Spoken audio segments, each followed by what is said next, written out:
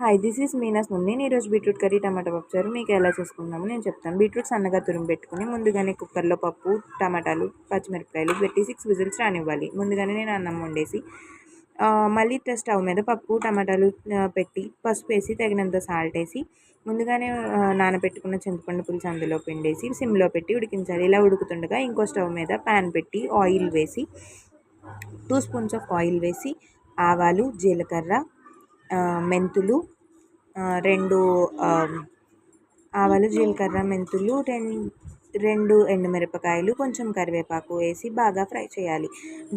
పోపు బాగా వేగిన తర్వాత ఎవరైనా పప్పులోకి వెల్లుల్లిపాయలు కావాల్సితే కూడా వేసుకోవచ్చు. కరివేపాకు వేసి బాగా వేగిన తర్వాత ఈ పోపుని తీసుకెళ్ళి పప్పుచారులో కలిపేయడమే. అంతే, పప్పుచారు రెడీ.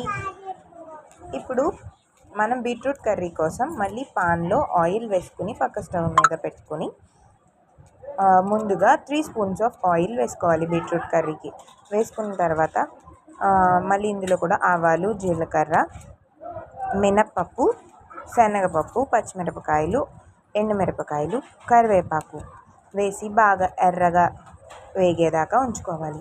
ఈ పచ్చిమిరపకాయలు, ఎండుమిరపకాయలు పోపు బాగా ఎర్రగా వేగిన తర్వాతే కరివేపాకు వేయాలి. ఇది మటుకి గుర్తుంచుకోండి.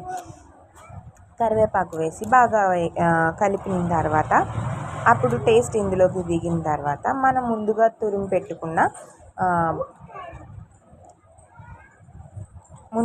పెట్టుకున్న బీట్రూట్ తురుము ఇందులో వేసి బాగా కలపాలి.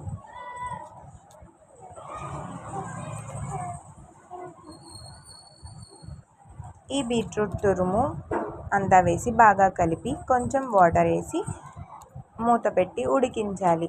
అప్పుడు టేస్టీ బీట్రూట్ కర్రీ రెడీ. మేమైతే చిన్నప్పుడు దీన్ని పింక్ రైస్ అనేవాళ్ళం. మీరు ఏమనేవాళ్ళో కామెంట్లో చెప్పండి.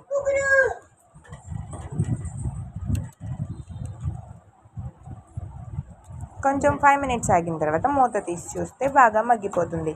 ఒకసారి గరిటెతో ఇలా అయినట్టు చూస్తే బీట్రూట్ కర్రీ రెడీ.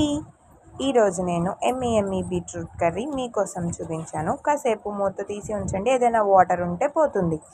తర్వాత ఈరోజు బీట్రూట్ కర్రీ అండ్ టమాటా పప్పుచారు ready. Thanks for watching. Please subscribe.